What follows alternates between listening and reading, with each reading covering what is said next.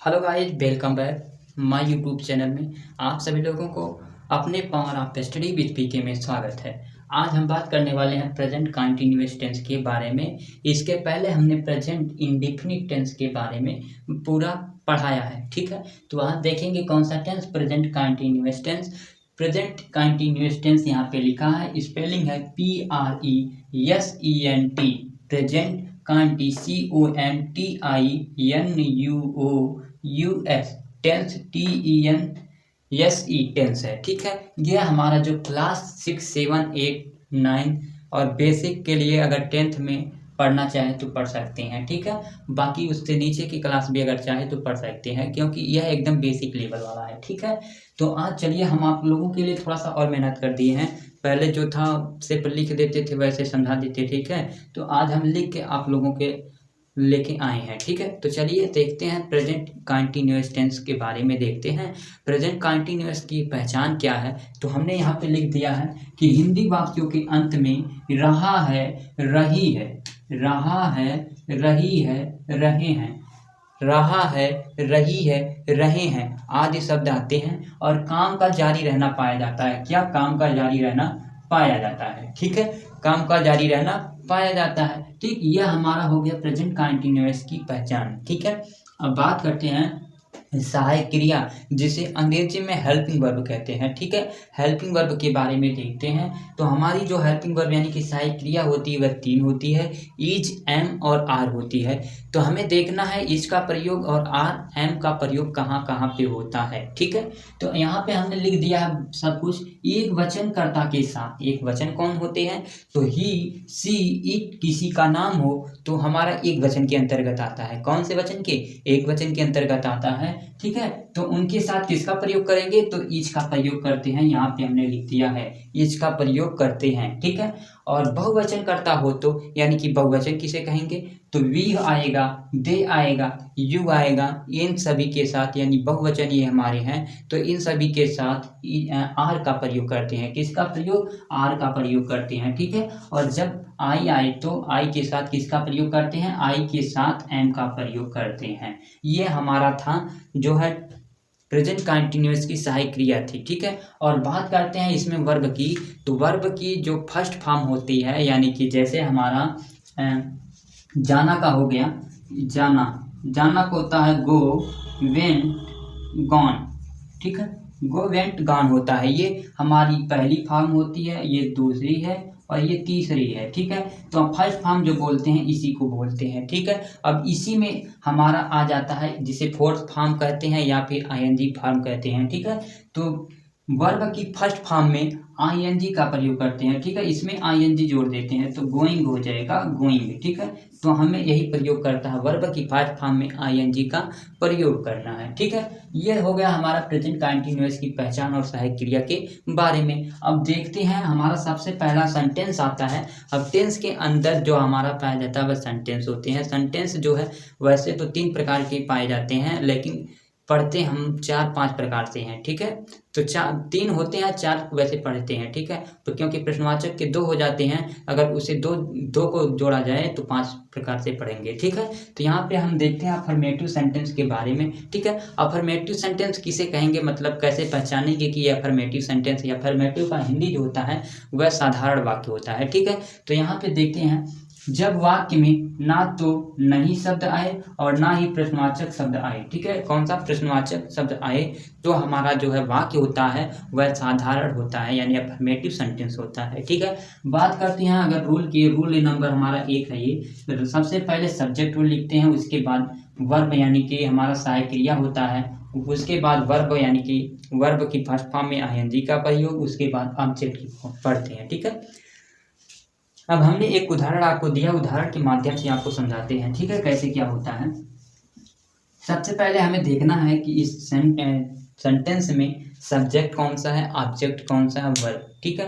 इन सभी के बारे में देखते हैं। तो सब्जेक्ट हमारा जो होता है वह कर्ता यानी कि मोहन है, यानी कि अगर हमें नहीं पता है तो यहाँ से लिख देंगे कि एक पत्र लिखता है। तो यहाँ हम पूछ लेते हैं जवाब, कौन एक पत्र लिख रहा है, कौन एक पत्र लिख रहा है, तो आपका जवाब आएगा कि मोहन एक पत्र लिख रहा है, ठीक है।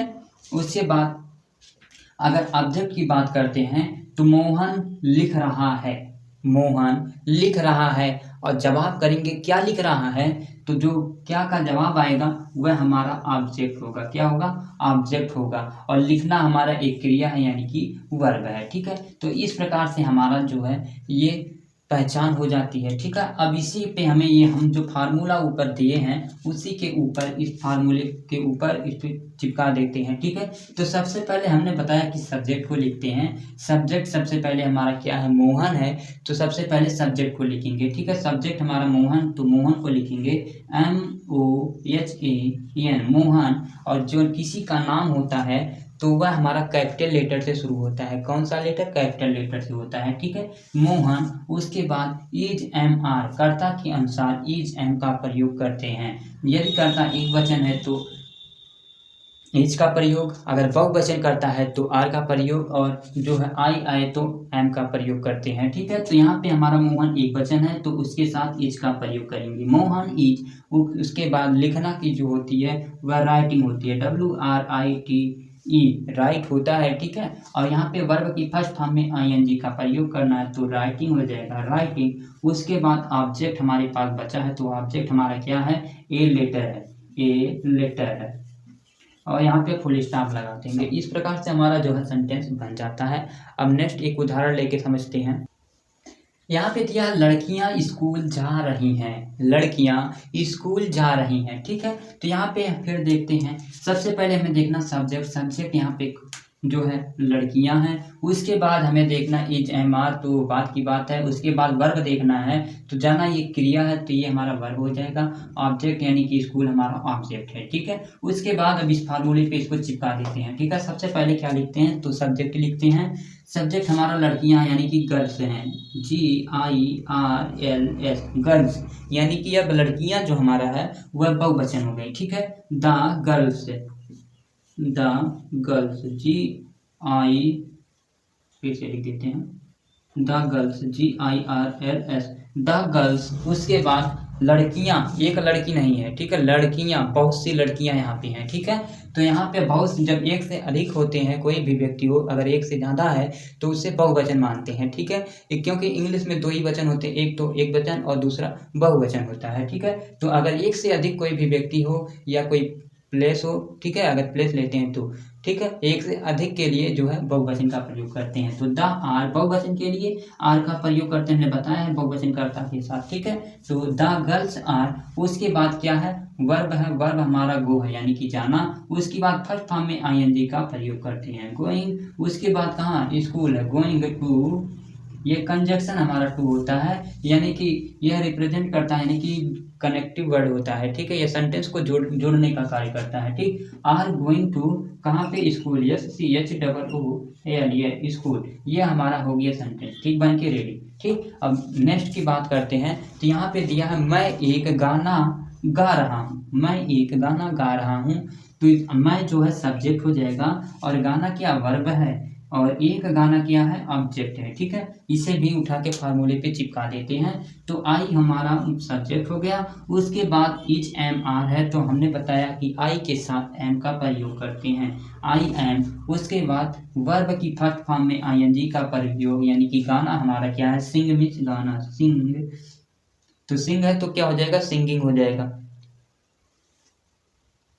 Singing, SINGING, singing. उसके बाद एक सॉन्ग, इस तरह से हमारा जो है ये हमने तीनों, यानी कि एक जो हमारा है एक वचन, बहुवचन और मैं के लिए तीनों का एक एक उदाहरण देके समझा दिया है। ठीक है, उम्मीद है कि आपको समझ में अच्छे से आया होगा। एक बार मैं क्विकली जो है रिपीट कर देता हूँ। तो सबसे पहले आपको अगर प्रेजेंट कंटिन्यूअस देखना है तो प्रेजेंट कंटिन्यूअस टेंस की पहचान जो होती है वह हिंदी वाक्यों के अंत में रहा है, रही है, रहे हैं और काम का जारी रहना पाया जाता है इसमें। ठीक है, काम हमारा चलता रहता है प्रेजेंट कंटिन्यूअस टेंस में। ठीक है, ये हमारी थी पहचान। उसके बाद सहायक क्रिया की अगर बात करते हैं तो सहायक क्रिया हमारी जो होती है वह होती है इज, MR। एक वचनकर्ता के साथ इज का, बहुवचनकर्ता के साथ आर का, आई के साथ M का प्रयोग करते हैं। ठीक है, ये हमारा जो था साधारण जो पहचान इसकी। अब उसका रोल क्या है वो सब हम यहाँ पे लिख दिए आप लोगों को।